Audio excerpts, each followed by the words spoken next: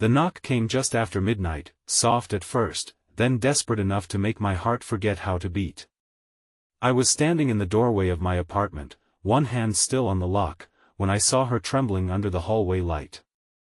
Mara Vane, my ex-'s younger sister, looked like she had run through the dark with a secret too heavy for one person to carry.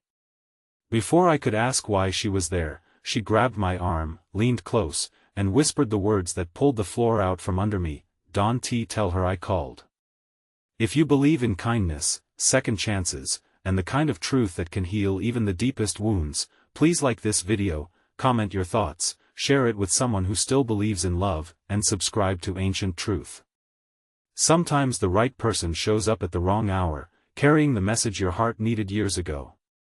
My name is Callum Reeve, and until that night, I thought I had finally buried the past.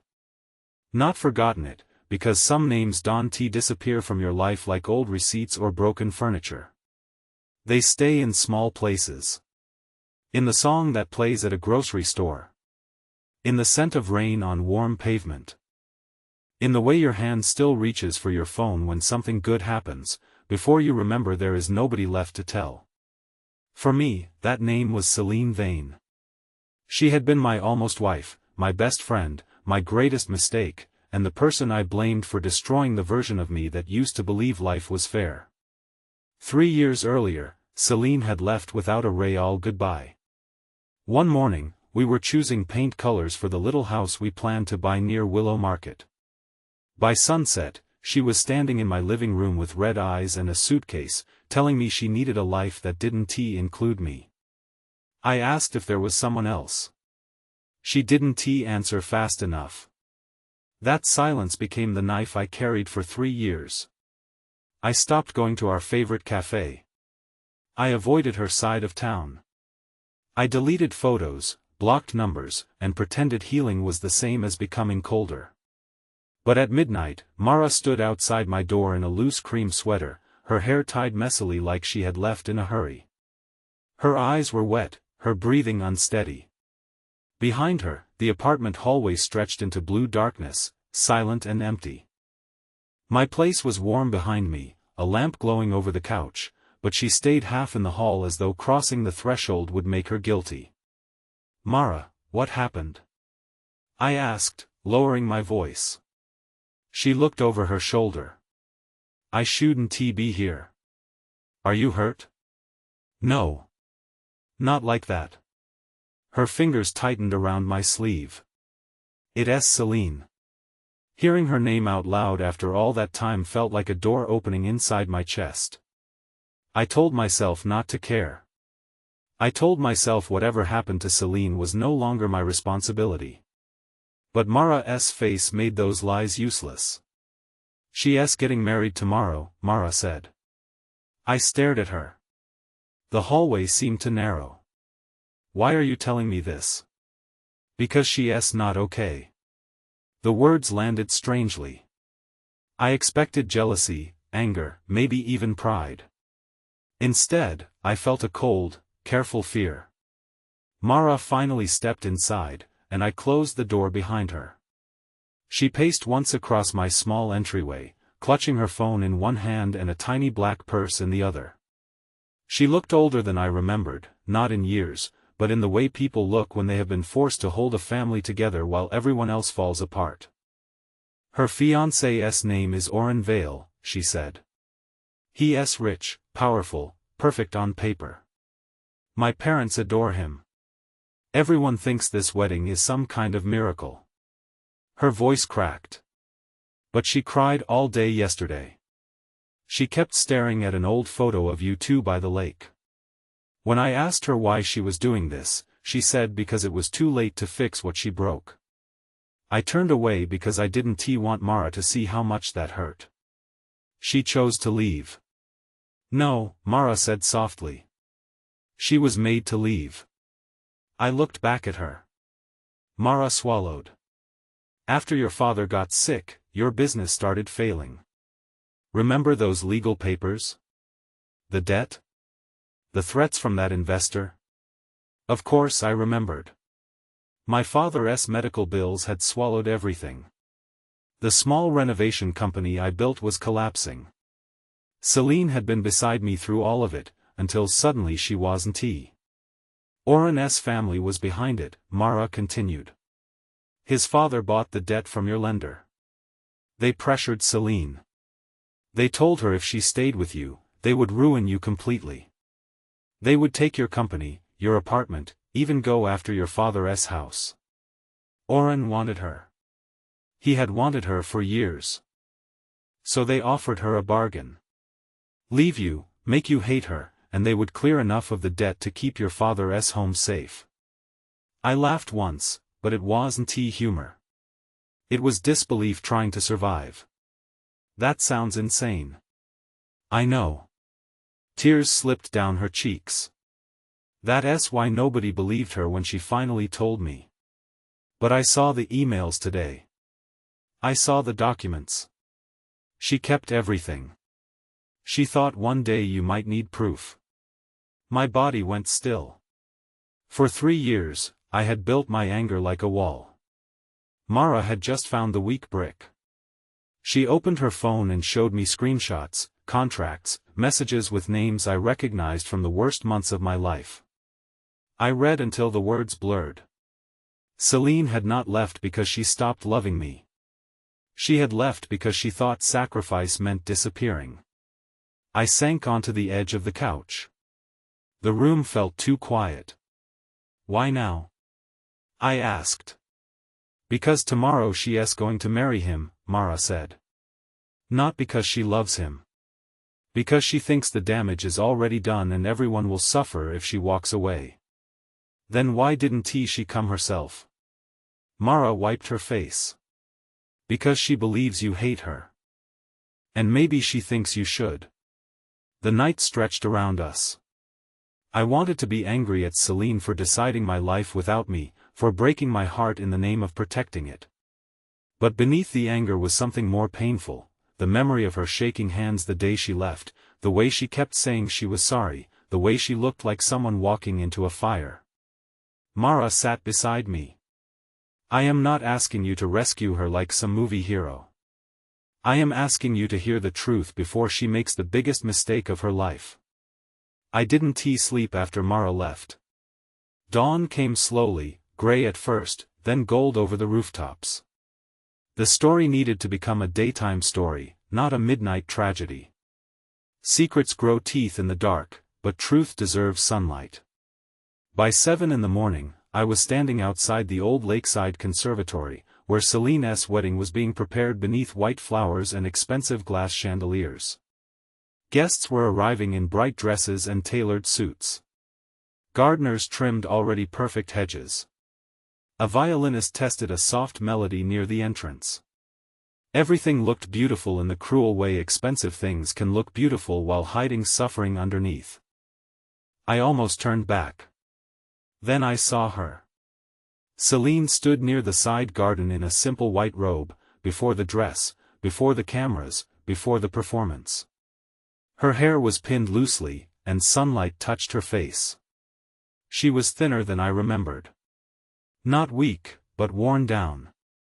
Her eyes were fixed on the lake beyond the trees, the same lake where we once promised we would never become strangers. Mara saw me first. She nodded from a distance, then disappeared inside. Celine turned, and when she saw me, the whole world seemed to hold its breath. For a moment, neither of us moved. 3 years of pain stood between us, but so did 3 years of lies. Her lips parted, and her eyes filled instantly. Callum, she whispered. I walked closer, stopping a few feet away. Mara came to me. Fear crossed her face. She shouldn't have. Maybe. But I am glad she did. Celine looked down. You shouldn't be here. I spent 3 years thinking you left because I wasn't enough. Her shoulders trembled. I spent 3 years hating you because it was easier than missing you, I continued. And now I find out you were carrying all of this alone. She covered her mouth, trying not to break down. I thought I was saving you. You broke me. I know. Her voice was barely there. I know, and there hasn't been one day I didn't hate myself for it. Anger rose in me again, but this time it had nowhere clean to land. Why didn't you trust me? Because you were already drowning. Your father was sick.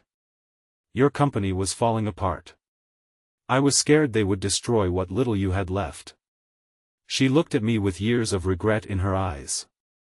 I was young and stupid enough to believe love meant suffering quietly. I wanted to say something sharp. I wanted to punish her with words. But standing in the daylight, seeing the woman I loved ruined by the same choice that ruined me, punishment felt pointless. From behind us, a man's voice interrupted. Celine. Is there a problem? Oren Vale approached in a pale suit, smiling like a man who had never been denied anything. His eyes moved from Celine to me, and the smile changed. He knew exactly who I was. No problem, Celine said quickly. But her voice betrayed her. Oren stepped closer and placed a hand on her back. She flinched. It was small, almost invisible, but I saw it. I looked at him. You built a wedding on blackmail. His expression hardened for half a second, then recovered. You sound emotional. No, I said. I sound informed. Guests nearby began to glance over. Celine whispered my name, afraid for me even then. Oren leaned in, his voice low. Walk away, Reeve. You were always good at losing. That was the moment Celine changed. Not loudly. Not dramatically. Something simply settled inside her. She stepped away from his hand. No, she said. Oren blinked. Excuse me? She looked at him, then at the gathering guests, then toward the glass doors where her parents stood frozen. No. I want to do this. The garden fell silent. Oren's face darkened. Celine, don't embarrass yourself. For 3 years, she said, her voice shaking but growing stronger, I let fear make my choices. I let your family threaten someone I loved. I let my parents believe you were generous when you were cruel. I let myself become smaller every day because I thought it was too late to tell the truth. Her mother gasped. Her father stepped forward. Mara appeared beside the doorway, crying quietly. Celine removed the engagement ring. Her hand trembled as she held it out to Oren. I would rather face the consequences of truth than spend one more day protected by a lie. Oren stared at the ring like it had insulted him. You'll regret this. Celine's eyes shifted to me for one brief second. Maybe. But at least the regret will be mine. What followed was not clean or easy. Real life rarely gives people a perfect ending without making them walk through the mess first. Oren's family threatened lawsuits. Celine's parents shouted, then cried, then slowly began to understand. Mara gave copies of the documents to a lawyer before noon. By evening, the wedding venue had emptied, leaving behind crushed flowers, folded chairs, and the strange quiet of a future that had collapsed before it could begin. I didn't take Celine home with me. That part matters. Love does not heal just because truth arrives. We sat together by the lake after everyone left, with sunlight fading over the water, and for a long time we said nothing. She apologized, not once, but in pieces, the way people do when they finally understand that one sorry can never cover years of pain. I told her I didn't know if I could forgive her yet. She nodded and said she didn't expect me to. But when she cried, I handed her my handkerchief. When I stood to leave, she asked if she could call me someday, not to fix everything, but to begin with honesty. I looked at the lake where our younger selves had made promises too big for the people we were back then. Someday, I said. But not as ghosts. Not as lies. Weeks passed. The truth came out slowly. Oren's family settled quietly once the documents reached the right attorney. My father's house was safe. My company, which I had rebuilt from almost nothing, received back money that had been taken through pressure and fraud. Celine moved into Mara's spare room and started therapy. She cut ties with people who loved her only when she obeyed. And me? I began learning that healing was not the same as staying angry forever. Mara visited one afternoon with a pie she had clearly bought from a bakery and pretended to bake. She stood at my door in daylight this time, smiling through nervous tears. "I am sorry I came that night," she said. I looked at her and remembered the dark hallway, her shaking hands, her whisper.